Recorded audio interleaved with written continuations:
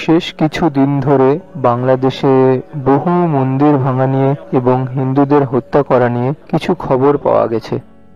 একটা সম্প্রদায় যে হাজার হাজার বছর ধরে সেখানে থেকে আসছে, তাকে প্রকাশ্য দিবালোকে যেভাবে হিংসা এবং বিদ্বেষের শিকার হতে হচ্ছে, তা আমাকে ভীষণভাবে যন্ত্রণা দিচ্ছে এবং চিন্তিত করছে। তো আপনার মতে বাংলাদেশে শান্তি এবং সম্প্রীতি ফিরিয়ে আনার জন্য সমাধানটা ঠিক কি? প্রণাম। দেখুন, বাংলাদেশের বয়স সবে 50 বছর মাত্র, আর সে প্রচুর ঝড়ঝঞ্ঝাট, তৎকালীন সময়ে অকল্পনীয় হিংসা বিপর্যয়ের মধ্যে দিয়ে সে গেছে। আর শেষমেশ এর মধ্যে থেকেই এক নতুন দেশের জন্ম হয়। কিন্তু এই দুর্ভাগ্যজনক ঘটনাগুলো এমন নয় যে শুধু এখনই ঘটছে, এটা বরাবরই ঘটে আসছে। এইসব ব্যাপারের নেপথ্যে বিভিন্ন রকমের শক্তি কাজ করছে। একটা গুরুত্বপূর্ণ জিনিস যেটা আমাদের বুঝতে হবে তা হলো, এটা যে ঘটছে সেটা অস্বীকার করার কোনো জায়গা নেই, এটা অবশ্যই ঘটছে। So having said that, তো যাই বলি না কেন, এটাকে থামাবেন কিভাবে? সে আপনি পুলিশ পাঠাতে পারেন, তা কাজে না দিলে আপনি সেনা নামাতে পারেন, কিছু লোককে গুলি করতে পারেন, আপনি এভাবে নিয়ন্ত্রণে আনতে পারেন, কিন্তু এটা এভাবে মিটে যাবে না। এভাবে এই মুহূর্তের জন্য হয়তো তা থামানো সম্ভব, কিন্তু সত্যি সত্যি যদি চান এটা মিটুক, there is only one story. গল্পটা তো একই। এসব করছে মানুষ, কারণ আমরা বিভিন্ন জিনিসের সাথে পরিচয়বদ্ধ হয়ে পড়েছি, আর আমরা ভুলে গেছি যে আমরা মানুষ। আমরা হয়ে উঠেছি এই ধর্ম ওই ধর্ম, এই দেশ ওই দেশ, এই জাতি ওই জাতি, আরো কত কিছু। মানুষ বাদে সবকিছুই, একজন জীবন হওয়া ছাড়া সবকিছুই। তো এই যে পরিচয়ের বদল, এক ছোট পরিচয়ে আবদ্ধ হওয়া থেকে এক আরো বড় বা এক পৃথিবীব্যাপী বা মহাবিশ্বব্যাপী পরিচয় বোধ থাকাটা অনিবার্য। দেখুন, এমনকি আপনিও ভুলে গেছেন, Be a mother to the world. আমি বলেছিলাম জগতের মা হয়ে উঠুন, কিন্তু আপনি ভুলে গেলেন। ততক্ষণের মধ্যে কতবার ভুলেছেন? হ্যালো? হ্যাঁ, যখন ভুলে যান, যদি উনি বা ও অন্য কারোর হয়, আর তারা আপনি যা বলছেন তার সাথে অসম্মত হলে, লড়াই তো হবেই। আপনি শুধু মুখে খারাপ কথা বললে, পরিস্থিতি নাগালের বাইরে গেলে হাতও উঠবে। হাত যথেষ্ট না হলে লাঠি উঠবে, লাঠিও না চললে তলোয়ার চলবে, সেটা যথেষ্ট না হলে বন্দুক আসবে। ঠিক আছে? আপনাকে বুঝতে হবে, হিংসা রাস্তাঘাটে নেই, হিংসা রয়েছে মানুষের মনে। এর উৎসটা কোথায় যদি দেখেন, এর প্রধান উৎসটা হলো সীমিত পরিচয়বোধ যা আপনি তৈরি করেছেন। কারণ একবার পরিচয় বানিয়ে ফেললে আমাদের গোটা শক্তিটা, আমাদের বুদ্ধিমত্তা, আমাদের আবেগ, আমাদের সামর্থ্য, আমাদের বল, সবকিছুই সেই পরিচয়ের দাস হয়ে চলে। এটাও মনে হতে পারে যে খুব বাড়ি চাড়িয়ে বলছি, যাই হোক, হাজার বছর ধরে আপনি আপনার সমস্যাগুলো মেটানোর চেষ্টা করছেন, তাদের মেরে বা অন্য কিছু করে। সেসব কাজ করেছে কি? যে কোনো সময় এটা যে কোনো জায়গায় শুরু হতে পারে, তাই না? If it has to genuinely, এটার প্রকৃত সমাধান করতে গেলে বড় আকারে মানুষের চেতনার উন্নতি ঘটা দরকার।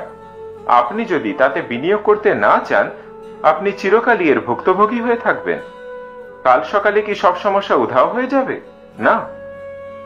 কিন্তু কাল সকালে যখন আপনি ঘুম থেকে উঠবেন, আপনি কি অন্তত একটা সমস্যা মেটাতে চাইবেন যেটা আপনি স্বয়ং নিজে? yes, হ্যাঁ, এটা শুনে মনে হতে পারে ধুর, এসব তো দর্শন ভাবনা। যারা এই লোকগুলোকে মারলো তাদেরকে কি করব? আচ্ছা যান, তাদেরকে গিয়ে মেরে ফেলুন। দেখুন, ব্যাপারটা বুঝুন। এই মুহূর্তে ওখানের কেউ আসলো আর আপনার পরিবারের কাউকে মেরে দিল, news, খবরে চলবে 24 ঘন্টা কি 48 ঘন্টা ধরে।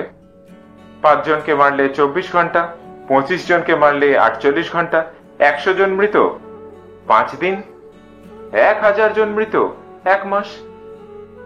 তারপরে খবরের চ্যানেল সে ব্যাপারে পুরো ভুলে যাবে, ঠিক? কিন্তু যে লোকটা তার কাছের মানুষকে হারিয়েছে, কি ভাবছেন তিনি কি তার সারা জীবনেও এটা ভুলতে পারবেন? হ্যালো, সারা জীবনে ভুলবেন তো না বটেই, উল্টে তারা রাগ, ঘৃণা এবং প্রতিহিংসার বীজ তাদের শিশুদের মনেও পুঁতে দেবেন, তাই না? হ্যালো, হ্যাঁ কি না? তো এই দাদাগিরিটা সমাধান নয়। আপনি সত্যি কি চিন্তিত? যদি প্রকৃতই চিন্তিত হন, আপনাকে বুঝতে হবে এটা একটা আজীবন চলার মিশন। যদি একদিনের ব্যাপার হয়, আপনার নিজেকে দোষী মনে হচ্ছে, চলো গিয়ে একটা স্লোগান আওড়াই, কোথাও নইলে টুইট করি। কিছু টুইট করেন, নইলে গিয়ে কাউকে মেরে দেন। আপনি সমাধানে আগ্রহী হলে বলবো এটা তা নয়। কেউ কাউকে মেরেছে আর আপনি কাউকে মেরেছেন, আপনি শুধুই সমস্যাটা আরো বাড়াচ্ছেন। আপনি কোনো দিক থেকে সমস্যাটা কমাচ্ছেন না। দেখুন, সমস্যার মূলটা রয়েছে অনেক গভীরে, যে আমরা বিশ্বকে টুকরো করেছি। In the form of nations, দেশের আকারে, ধর্মের নাম নিয়ে, জাতির নাম করে, caste, creed, জাত পাত, কত রকম ভাবে।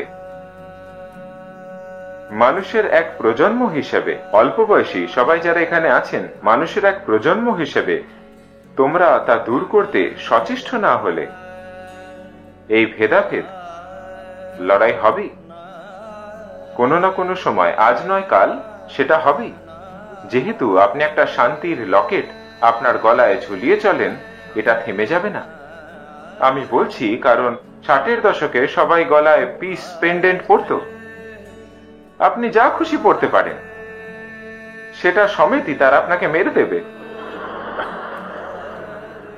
কারণ যদি আমার পরিচয় আর আপনার পরিচয় একেবারেই আলাদা হয়, আমার আপনাকে সরিয়ে ফেলতে চাওয়া, if you don't, যদি আপনি সরে না যান, তবে সরাতে চাওয়াটা একটা স্বাভাবিক পরিণাম আপনার এই শক্তিশালী পরিচয় বোধের, যে সবাইকে আপন করে নেয় না। যদি এই সমস্যার সমাধান করতে আমরা জীবনকে বাজি না রাখতে চাই, তবে কোনো সমাধানই নেই। আমি এ বিশ্বের প্রত্যেক অল্প বয়সীকে অনুরোধ করছি, আমি চাই আপনারা এটা বুঝুন, সব থেকে গুরুত্বপূর্ণ জিনিস যেটা এই মুহূর্তে করা দরকার, তা হলো মানুষের সচেতনতাকে জাগানো। কারণ আমরা যাকে সচেতনতা বলে উল্লেখ করছি, তা কোনো সীমিত পরিচয় নয়, সে এক সীমাহীন পরিচয়। যদি সেটা না হয়, যত বেশি বেশি করে আমরা সমর্থ হই, যত বেশি বেশি করে শক্তিশালী হই, যতজন মারা যাবেন সেই সংখ্যাটা বেড়েই চলবে। হ্যাঁ, যখন আপনার জন মরে আপনি কষ্ট পান, যখন তাদের কেউ মরে তারা কষ্ট পায়, আর তারা সেই কষ্টের প্রতিশোধ নিতে এসে আপনাকে মারবে, আপনি আপনার দুঃখের প্রতিশোধ নিতে তাদের মারবেন, এর কোনো শেষই নেই। আপনাকে বুঝতে হবে, এই মাপের যে কোনো সমস্যার একদিনে সমাধান করা সম্ভব নয়। আমরা এর জন্য কাজ শুরু করলে হয়তো 1 প্রজন্ম, 2 প্রজন্ম, 3 প্রজন্মের পর আমরা সেই জায়গায় আনতে পারবো এটাকে। তো এই দিশায় আমি যে গুরুত্বপূর্ণ অবদানটা রাখছি, তা হলো আমি স্বর্গগুলোকে ধ্বংস করে দিচ্ছি। কোথাও আর যাওয়ার নেই। ভালোভাবে থাকতে হলে আসুন এখানেই ভালোভাবে থাকি, ব্যাস শুধু এটুকুই।